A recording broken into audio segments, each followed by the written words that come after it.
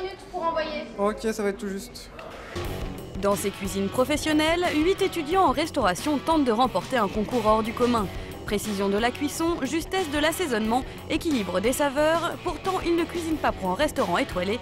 Leur challenge, créer le sandwich parfait. Il te reste 30 minutes.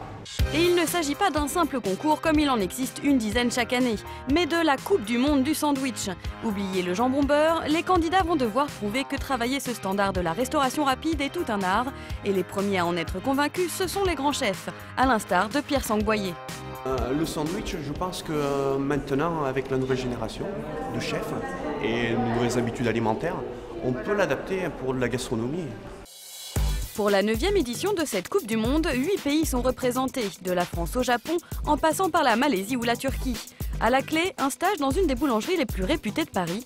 Parmi les candidats, Sébastien. À 22 ans, cet étudiant à l'école d'hôtellerie de Lausanne représente la Suisse. Et la mangue, faut pas que je la coupe trop épaisse. Pas trop de citron. Ok, le sel, faut que je fasse attention aussi, le poivre, bien assaisonné. À quelques heures de l'épreuve, Sébastien révise une dernière fois sa recette dans sa chambre d'hôtel. Pour gagner, il a pris le risque d'une composition sucrée-salée à base de dinde, mangue, coriandre et sauce aigre douce. Et le petit détail sur lequel il mise, une pointe de crème chantilly au gingembre. Oui, il y a encore 2-3 points qui me font un petit peu peur, on va dire. Par exemple, pour mixer ma crème, si je la mixe trop, ça va devenir du beurre. Et là, c'est entre guillemets, c'est foutu au niveau des professionnels de la cuisine. Et pour mettre toutes les chances de son côté, Sébastien s'est suréquipé. Et le plus important, donc mon petit matériel, mes couteaux perso. J'y suis attaché, mine de rien. Le principe, c'est de faire un sandwich le plus esthétique possible. Et pour ça, ça demande des coupes qui sont propres. Du matériel de pro pour un sandwich haut de gamme.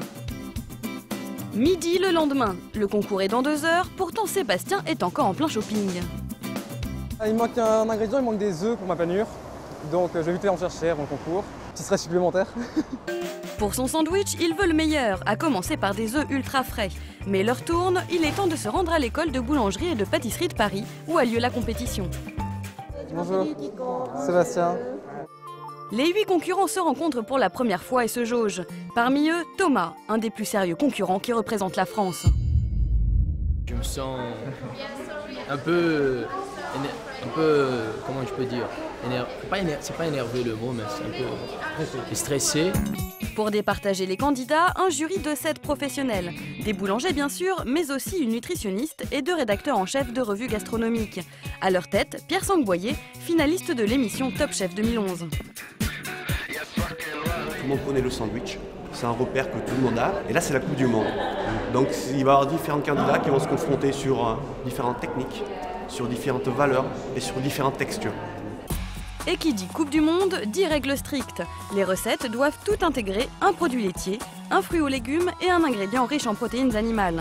Les candidats sont ensuite notés sur la base de 5 critères, l'aspect pratique, l'esthétisme, l'originalité, l'équilibre nutritionnel et le budget. En effet, chaque sandwich doit coûter moins de 2 €. Réussir à faire un sandwich à 2 €, c'est facile comme très difficile, parce que c'est la Coupe du Monde. Donc là, on va voir l'intelligence des gens par rapport au coût. S'ils vont travailler des légumes crus, ça coûte moins cher. Au niveau de la protéine, tout ce qui est poisson, viande, qui est toujours plus onéreux. Donc comment ils vont balancer? L'année dernière, c'est le candidat turc qui avait remporté la coupe avec un sandwich au poulet et sablé de pistache au curry. Pierre Sang aussi s'est prêté à l'exercice et a réalisé un sandwich au paleron de bœuf, sauce ail soja et sésame, fumé au thym et sa confiture de basilic. Je hache mon coriandre grossièrement comme ça, pour qu'on puisse le sentir bien dans la mayonnaise. C'est parti! Les candidats ont 50 minutes pour réaliser leur recette. Et certains ont pris de gros risques. Les plans de travail feraient presque oublier que les candidats cuisinent des sandwichs. À l'instar de Yukiko, la japonaise, qui prépare une focaccia aux sardines et fleurs de lotus frites. Ou encore Darren, le malaisien. C'est de l'échine de porc, mariné avec du curcuma et du curry. C'est bien parce que c'est pas cher et ça a un bon goût. Thomas, lui, a misé sur le croustillant avec un sandwich au saumon servi avec sa peau grillée et tuile de parmesan. À 20 minutes de la fin, Pierre Sang fait une visite surprise en cuisine. Sébastien saute sur l'occasion pour tenter de faire mousser sa recette et marquer des points. Là, je vais faire ma petite mangue, je vais l'assaisonner avec un petit peu de citron vert et de sel et poivre blanc. La laisser mariner un petit peu et puis je vais me passer à ma chapelure à la coriandre pour mettre sur ma dinde. Là, t'as pris des sacrés risques, là. J'y suis allé, ouais, on verra bien. Moi, je suis agréablement surpris. Hein. Je pensais pas qu'il y avait un niveau aussi élevé. Il y a une osmose, il y a une grosse volonté et il y a beaucoup d'envie. Parce qu'il y a différentes cultures, il y a différentes mentalités et il y a des choses vraiment très intéressantes. L'heure tourne. Pour Sébastien, il est temps de passer à l'étape qu'il redoute le plus, sa chantilly. Par contre, il faudra que je les dresse vraiment au dernier moment en fait. Sinon ma crème elle va redescendre. Ok Sébastien, on envoie. Le jeune homme a attendu le dernier moment pour déposer sa chantilly. Le siphon délivre une jolie crème fouettée, c'est gagné. Oui, tout ce qui est là on peut le prendre. Ok.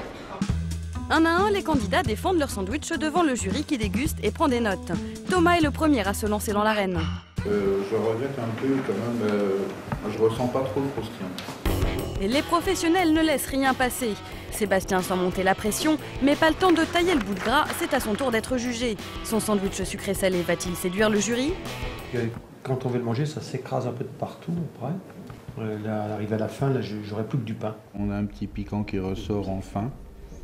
C'est agréable. Je trouve que Sébastien a fait un très bon travail. Je dis bravo. Le jury est un peu partagé, notamment sur le côté pratique du sandwich. Pas de quoi rassurer Sébastien. On arrive devant eux, c'est quand même impressionnant, ils sont tous des professionnels et ils sont tous vraiment très critiques. Je fais une petite erreur, j'ai oublié de mettre mon citron à la fin. Mais pour lui comme pour les autres, il n'est plus temps de douter. C'est l'heure des résultats. Les 3 finalistes sont Monsieur Guy-Sébastien. Sébastien rafle la 3e marche du podium devant Thomas. Il repartira avec un lot de casseroles. Devant lui, la japonaise et surtout le malaisien qui remporte le premier prix. Les votes ont été vraiment très serrés. Sébastien Guy a fait un très bon travail. Au niveau du sandwich, il a pris beaucoup de risques. Ça a été payant. Je suis vraiment content pour lui qui fait partie des 3 finalistes. Ça fait plaisir. Franchement, quand je regardais un peu tout le monde faire, on avait tous un truc différent et ça pouvait basculer d'un côté ou de l'autre et voilà, donc je suis content.